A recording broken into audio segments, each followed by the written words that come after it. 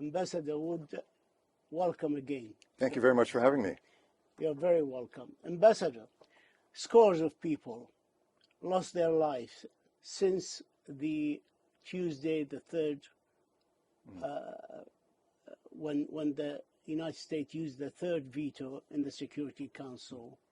So far, 30,000 people have been killed in Gaza and lost their lives. 12,000 children lost their lives, 17,000 orphans. And the draft resolution that the United States suggested states and speaks about a temporary ceasefire as soon as practicable. What these children deserve, is that what these children deserve in the 5th month of the war in Gaza, a temporary ceasefire when it's practicable? People are dying every day and every hour. We need a ceasefire. We believe, as you do, Talal, that this war needs to come to an end. And what the United States is trying to do through this resolution is put forward an affirmative resolution that will address some of the key issues that need to be addressed in order to bring about the end of this war. We believe, frankly, that the diplomacy that is going on right now to try to release the hostages and to scale up delivery of humanitarian assistance, and again, have a significant pause in the fighting, is the best way right now in order for us to end some of the suffering and the deaths that are happening in Gaza. We all want to see an end to this war as soon as possible, but we have to take the steps that are going to ensure that that happens. And we believe our resolution can help facilitate that. But a temporary ceasefire is temporary. I mean, it goes without saying. It's not a lasting, giving people comfort that they will not go through the same cycle of violence again. Our view is that in order for there to be some kind of an extended pause, there has to be this connection to freeing the hostages. Because if you don't get the hostages freed, the war is just going to continue and frankly probably get worse. So what we're trying to do through this diplomacy that we're doing in the region, the negotiations, as you know, are going on. They're also taking the negotiations going on in Paris. But what we're trying to do, and we think from the beginning we have been trying to make this point, that whatever we do in the Council, it needs to support those efforts, because those are the efforts that are actually going to have real effect on the ground. So we are going to, we believe our resolution, and we will be talking with a number of member states in the days ahead. We want to fashion a resolution that actually will support this diplomacy, which, as I said, at the end of the day is really what's going to be needed to bring at least a temporary pause to the fighting and a scaling up of the assistance that's so desperately needed. Yeah, there are people today in the Security Council and the Middle East monthly session, argued that to release the hostages safely, you need a ceasefire first. I think our view is you need to have these two combined, because if you don't, there's no incentive, frankly. If you just declared a ceasefire, or if the Council declared a ceasefire, Hamas would have absolutely no incentive to release the hostages. They'd have no incentive whatsoever. And so what we're saying is that if we can work out this agreement that's being worked on, that would provide for a 6-week pause in connection as well with releasing the hostages and scaling up that delivery assistance, we think that is going to have a dramatic impact on what's going on the ground to the betterment of the situation. You spoke today in the Security Council about the 6 weeks pause, but what and the hostages to be released, all the hostages, Israeli hostages. But what about the 2 million hostages living in Gaza under blockade, air, sea, and land, and facing disastrous humanitarian crisis, and continue to until today? I mean, the amount of aid that's coming in is hardly enough for the few that. What will happen after the 6 weeks? That's the question. When you mention a limited temporary ceasefire, people ask, and then what? You come back to the same cycle of violence and killing, and No, it's a good question, and I think what we believe can happen is within that 6 weeks, we start to lay the foundation and groundwork for a further extension of this pause or temporary ceasefire, whatever you want to call it. And I think, look, every day that Are there any guarantees?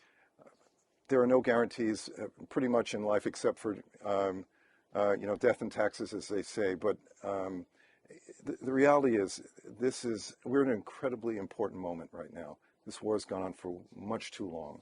What we are trying to do is bring about a durable ceasefire.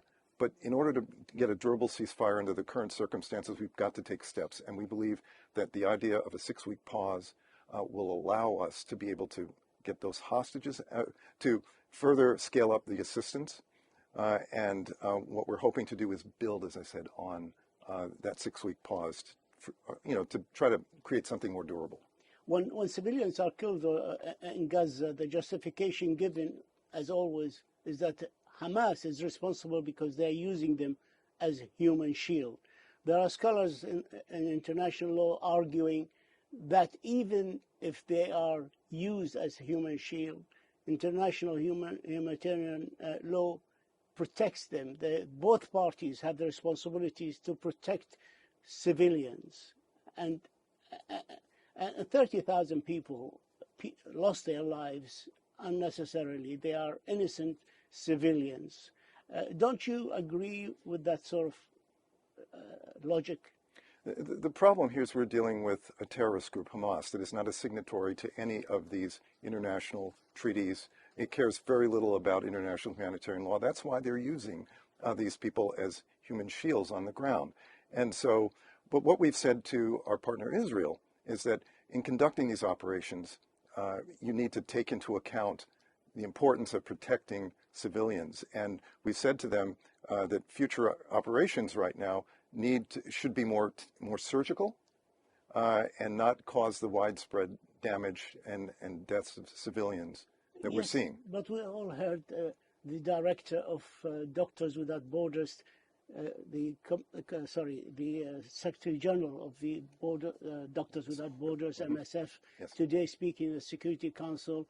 Their building and their staff and their families, some are killed. Yes. They're being bombed. So if Israel is not even having taken all the precautions possible to protect the humanitarians, the doctors, why should they take it for poor civilians? People are dying. Children, just 2 days ago, children. We saw their reports on even American networks and CNN and others being killed for no reason, no fault of theirs. You're a father, I'm a father. I'm sure we all feel for these people. Yeah, of course we do. Of course we do. And that's why we have been so committed from October 7th. We have been doing everything that we can diplomatically to try to change this situation on the ground, to try to make sure that things don't get out of control. We're still working very, very hard on this. And that's why we're so committed to this diplomacy. And President Biden, Secretary Blinken, like I said, from October 7th, have been doing everything to try to make sure that this war end as soon as possible, that it not spread throughout the region and beyond. And they're still working very hard at this. This is not easy. But what's important here is that we try to bring this war to an end as soon as we possibly can in a way that makes sure that we don't end up in another type of October 7th situation and what followed.